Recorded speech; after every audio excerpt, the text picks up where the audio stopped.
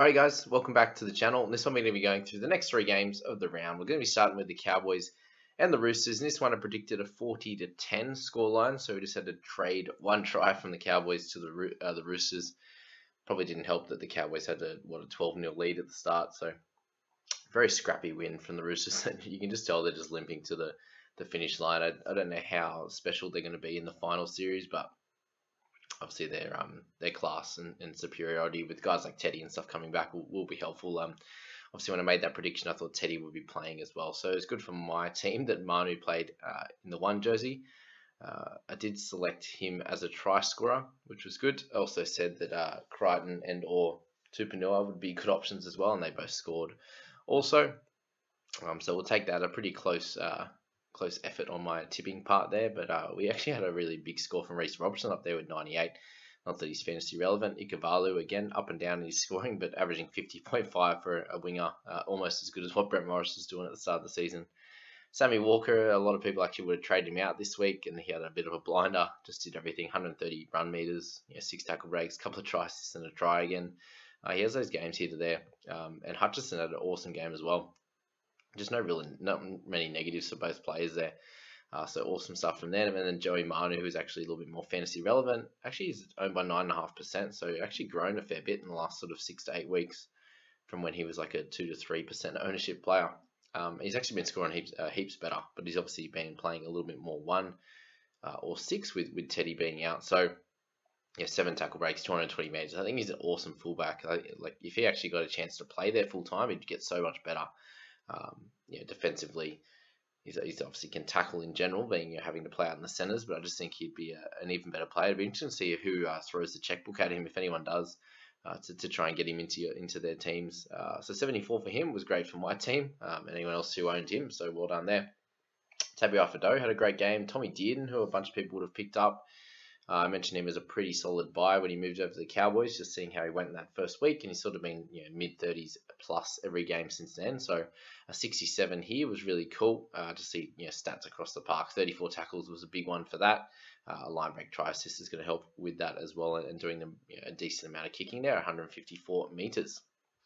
Tamalolo with 66 was awesome. So try saver, 4 offloads, 2 tackle breaks. Solid in the tackles and also a turnover tackle, so just doing a bit of everything. And 60 minutes I'm really happy with. If he can continue that, he's going to at least average 55 and be a great purchase for our squads. When we're getting him we got him at just over 600 last week, to then get two really high 60s in a row is awesome. And if you looked at someone like Victor Radley, you've done really well out of this as well. Getting someone at a 445k clip to score 65 in 70 minutes and just not really doing anything wrong. A couple of missed tackles and a penalty and an error. To have all that in there as well and score so well. He tackles hard and then runs hard as well. So he's an awesome player to watch, but also great for fantasy. So well done to anyone who picked up Rads. You got him at a nice cheap price. I'm not sure if he can be a keeper long term, but you see the random scores that he gets in the low 40s and stuff that rounds him out into that sort of mid to high 40s average.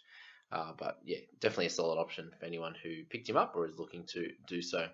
Crichton came off the bench, came on the 23rd minute, played 57 minutes, got a try really early, sort of scoring really well, and then slowed down a little bit as he went along with a few missed tackles. But seven tackle breaks, 174 meters after his origin efforts. Awesome worker and needs to be in everyone's team going forward as a dual position, a top level gun. Smithy, 57 was cool. Drinkwater, 52, all guys that aren't really too relevant. Smithy could have been used as a cash out if you needed to this week, but he was sort of a late in with Teddy being not dropped, Teddy being rested for this game. Java Bowen looks like he's done his ACL. It didn't look very good at all, did it? That impact injury he got. That was that. Tupanua with the try. He needs to be out of people's sides. He's not a keeper. Hargraves with a lower score. Not too much else to really talk about in this one, apart from Verrills, 29. Yeah, kind of just doing what he does. He ran the ball a little bit more, but still not the same player that he was. Talangi with 8. If you still own him, you got to get rid of him. Felt I think you could have moved them on too if you own them, but I don't think many would. So that's that game there. Moved to the Raiders and the Sharks and got this one fairly wrong in the end. I picked the unders, which that last try or two kind of cooked that. It was really close the whole game. And I was like, yeah, I'm doing well. I'm picking well. I picked Mulatalo to score. He did so. And then yeah, Raiders kind of ran away with it right at the end, which was annoying for my predictions. But yeah, that is what it is.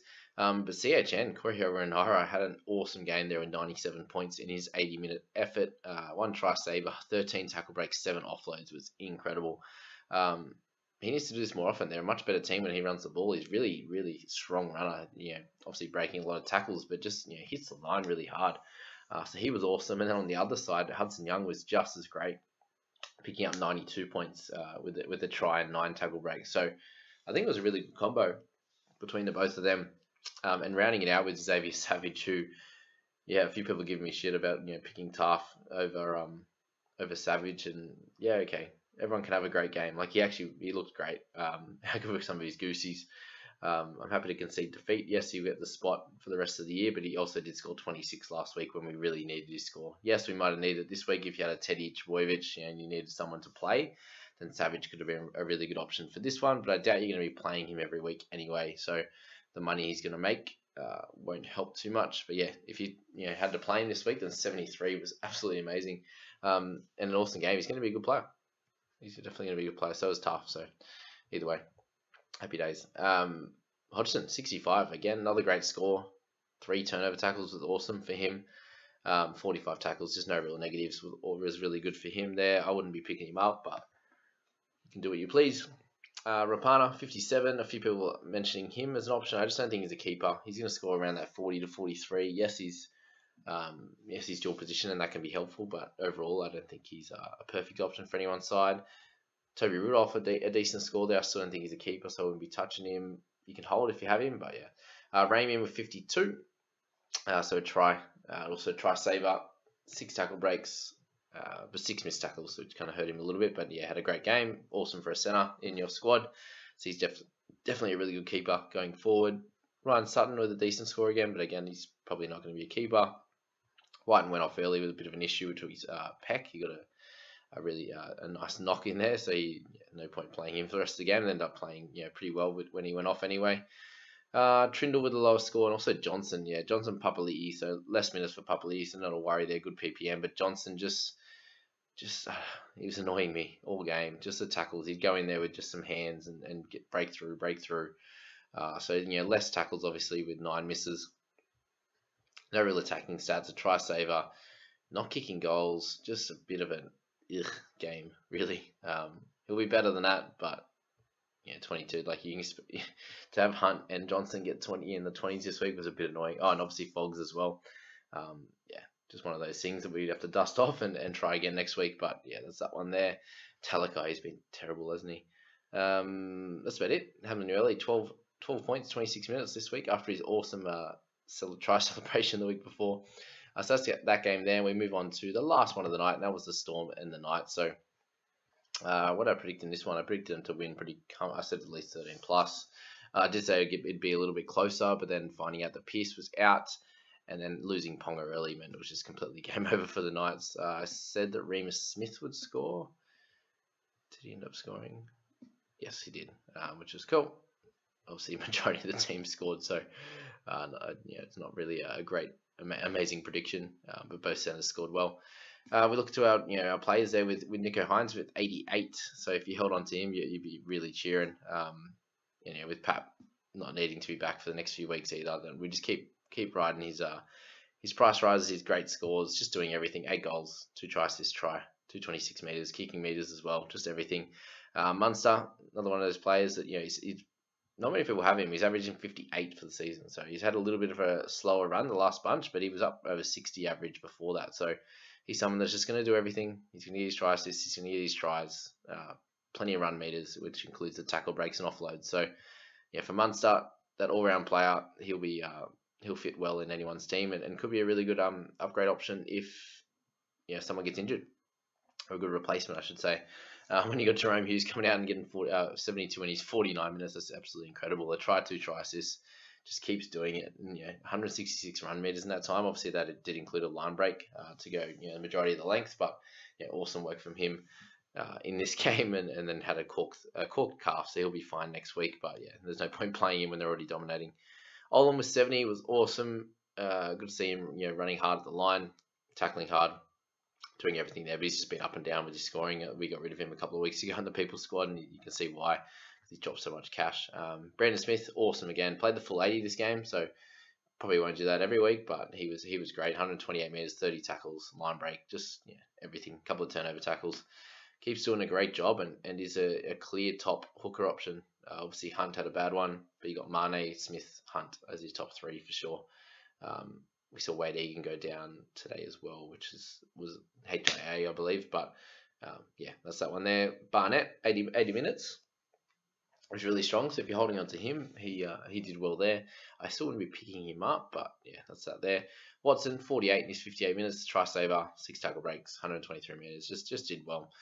Did spend a fair bit of time at fullback in this game, so to still score at 48 was really good when they were a team that got smashed pretty bad. So we'll take his scores. He's a great player off the bench. You can play him in the hooking position if you need to. So I'd be holding on steady to him. A lot of us would have got rid of Brayley this week, and he's 45. Just showed that he's really fallen off the cliff a little bit in terms of his fantasy scoring, and was doing well in terms of scoring tries and setting up tries earlier on in the year. Just not happening anymore, unfortunately.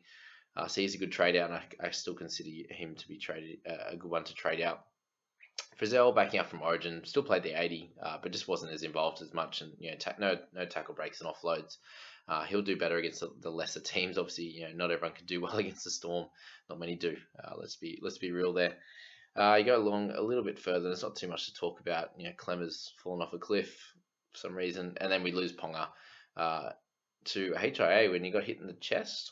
Strange, but wasn't doing too much. Obviously, early on got a couple of tackle breaks. Did look strong, but against a Storm team that were dominating, wasn't too much else he could do. And then he ended up going off early. So yeah, so we were lucky enough in the People's squad to pick Mane over Ponga.